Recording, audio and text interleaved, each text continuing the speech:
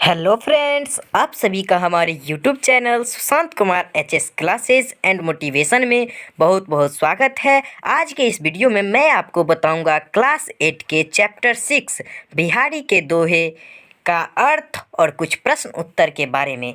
तो वीडियो को अंत तक ज़रूर देखिएगा। अगर वीडियो अच्छा लगे तो हमारे चैनल को सब्सक्राइब कीजिएगा और वीडियो को लाइक कीजिएगा। तो चलिए फ्रेंड्स, वीडियो शुरू करते हैं। मेरी भव बाधा हरो राधा नागरी सोई, जातन की झाई पड़े श्याम हरित दुति होई।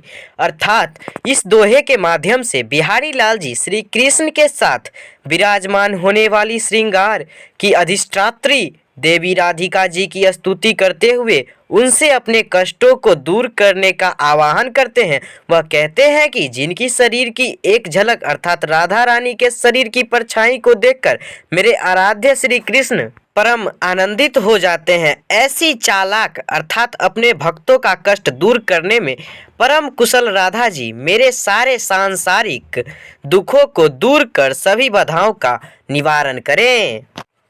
जपमाला छापा तिलक सरे न एको कामू, मन कांचे नाचे विरथा सांचे राचे रामू। अर्थात बिहारी लाल जी कहते हैं कि ईश्वर की भक्ति करने में बाहरी आडंबरों जैसे कि समाज को दिखाने के लिए पूजा करना, लोगों को दिखाने के लिए गले में अनेक प्रकार की मालाओं का धारण करना और अपने आप को ईश्वर का बहुत बड़ा भक्त दिखाने के लिए तरह तरह के तिलक छापे लगाना आदि से कोई भी काम पूरा नहीं होता है।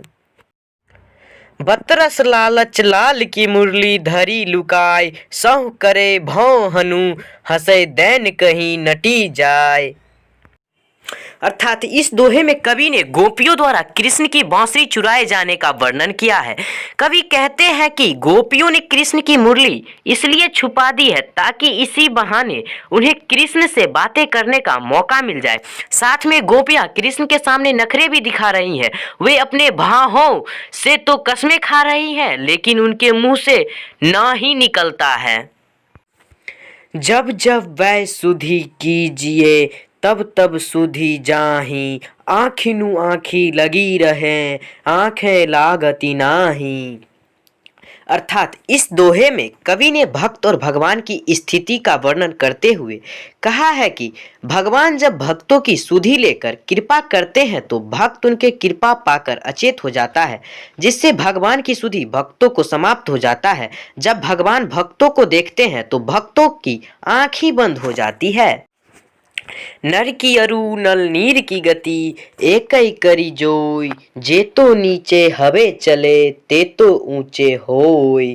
अर्थात इस दोहे के माध्यम से बिहारी लाल जी मनुष्य के लिए विनम्रता के महत्व का उल्लेख करते हुए कहते हैं कि मनुष्य और नल के जल की स्थिति एक समान होती है। जिस तरह नल का जल जितना नीचे रहता है और जब नल को चलाया जाता है तो वह जल उतना ही ऊपर चढ़ता है, ठीक इसी प्रकार जब मनुष्य भी अपने अहंकार और अवगुणों का त्याग कर जितना विनम्र और नम्रता का आचरण करता है वह मनुष्य उतना ही ऊंचाई को प्राप्त करता है। संगति सुमति न पावहीं, पढ़े कुमति के धंध, राखो मिले कपूर में हिंग न हो त सुगंध। अर्थात इस दोहे में कवि ने सत्संगति की ओर ध्यान दिलाने का प्रयास करते हुए कहा है कि मनुष्य अच्छे व्यक्तियों की संगति नहीं पाकर बुरे आचरण में लग जाता है। ऐसे लोगों को सुधारना मुश्किल हो जाता है, चाहे हम कितना भी प्रयास कर लें। जैसे हिंग को कपूर में रख देने के बाद भी हिंग में कपूर का सुगंध नहीं आ पाता है। बड़े न हुजय गुणन बिनु बिरद बराई पाय, कहत धतूरे सो कनक गहनो गढ़ियो न जाय। अर्थात इस दोहा में कवि ने गुणवान बनने को कहते हुए कहा है कि जिसके पास गुण नहीं है उसका गुणगान कितना भी हम करें लेकिन वह महानता को नहीं प्राप्त कर सकता है। जैसे धतूरा को कनक की संज्ञा तो दे सकते हैं लेकिन उसे गहना नहीं बना सकते हैं। दीर्घ सांस न लेहूं दुख सुख साई ही न भूल, दई दई क्यों कर तू है दई दई सु कबूल। अर्थात इस दोहा में कवि ने मनुष्य को दुख सुख में एक समान रहकर ईश्वर को स्मरण करने की सलाह देते हुए कहते हैं कि दुख में आह भरते हुए लंबी सांस मत लो और सुख में ईश्वर को भी मत भूलो। दुख के समय भगवान भगवान क्यों करते हो? जो भगवान ने दिया है, चाहे सुख हो या दुख, उसे समान रूप से स्वीकार करो।